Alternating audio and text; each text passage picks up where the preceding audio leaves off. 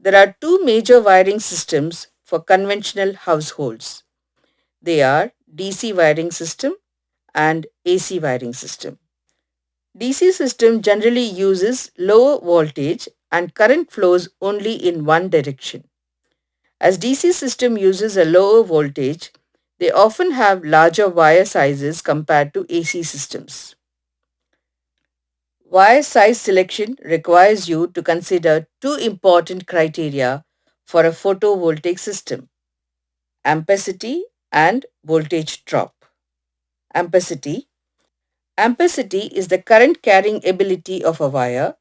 The larger a wire is, the greater its capacity to carry current. Lower ampacity with large current results in overheating or loss of energy and less efficiency. The second consideration in wiring is voltage drop. The loss of voltage due to a wire's resistance and length is known as voltage drop.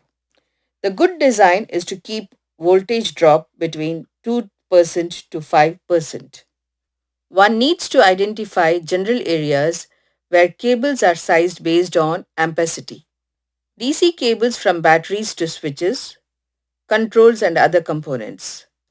Battery to inverter DC cables. DC cables carrying array currents.